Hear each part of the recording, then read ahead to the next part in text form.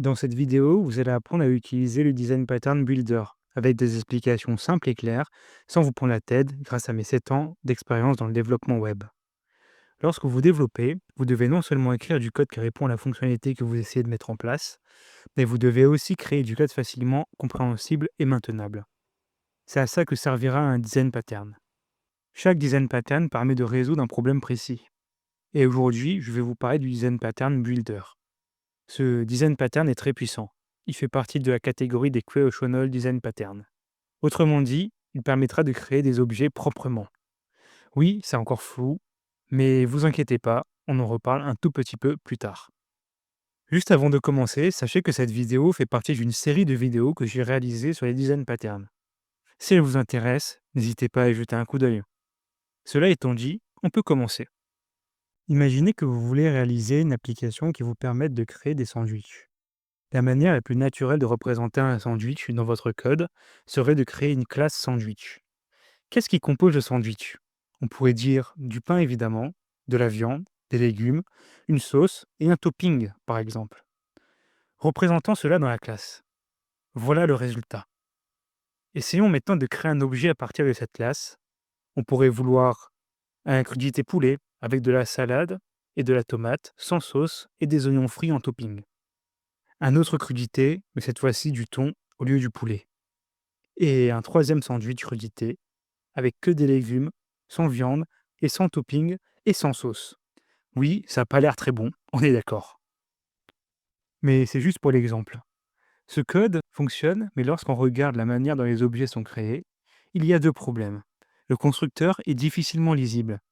Il y a trop de paramètres, et beaucoup de paramètres sont à nul, car inutilisés. Le code est beaucoup trop complexe. On a aussi de la duplication sur nos crudités. On voit que le sandwich est composé de la même base de légumes tout le temps, de la salade et des tomates.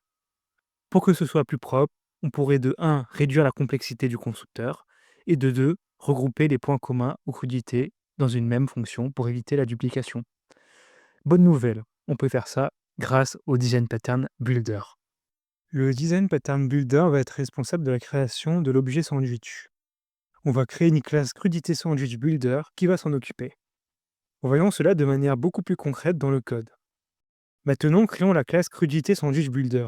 Dans cette classe, on peut créer un sandwich avec la possibilité de choisir sa viande, sa sauce et son topping. Voici les fonctions liées à chaque type d'ingrédient qu'on peut rajouter. Vous remarquez que dans chaque fonction, on affecte bien l'ingrédient au sandwich et on renvoie la valeur 10. Ça correspond au Crudité Sandwich Builder. Cela est très utile car il permet de créer des appels en chaîne. On verra ça dans un petit instant. Enfin, on va créer une méthode build de crudité qui va générer notre objet. Dans cette méthode, on va ajouter la salade et la tomate. Ainsi, la personne qui utilisera ce builder sera obligée d'avoir de la salade et de la tomate dans son objet. Maintenant que notre builder est créé, on peut fabriquer un objet avec. On va maintenant réaliser les sandwichs qu'on a voulu créer au début de la vidéo avec notre builder. Voilà ce que ça donne. On instancie notre crudité sandwich builder. On ajoute les ingrédients qu'on veut. Vous remarquez ici que les appels aux fonctions sont chaînés. C'est parce qu'on renvoie 10, c'est-à-dire l'objet lui-même, ce qui nous permet de continuer de manipuler l'objet crudité sandwich builder. Enfin, on appelle la méthode build crudité pour créer notre objet final. Comme vous pouvez le constater, le code est beaucoup plus lisible et propre. On a aussi corrigé notre problème de duplication. Ici, le mot du futur, je me permets d'intervenir ici parce qu'effectivement, on a corrigé notre problème de duplication, sauf pour la baguette, parce que vous remarquez que dans les 3 méthodes, on a bien une baguette qui est utilisée dans chaque crudité.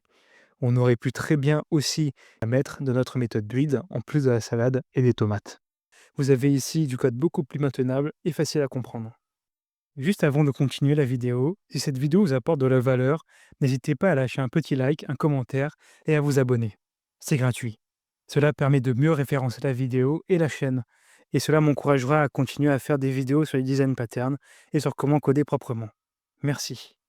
Si vous voulez utiliser le design pattern, les indices qui vous encourageront à l'utiliser seront les constructeurs avec trop de paramètres et ou avec beaucoup de nuls en paramètres lors des instanciations. Une classe complexe avec beaucoup de propriétés. Par contre, attention à ne pas rentrer dans une erreur classique, c'est trop vouloir utiliser ce design pattern. Certaines de vos classes seront très simples à utiliser. Dans ce cas, pas besoin de Builder. Voilà, j'espère que cette vidéo vous aura plu. Elle fait partie d'une série de vidéos sur les design patterns que je suis en train de construire. N'hésitez pas à y faire un tour si ça vous intéresse.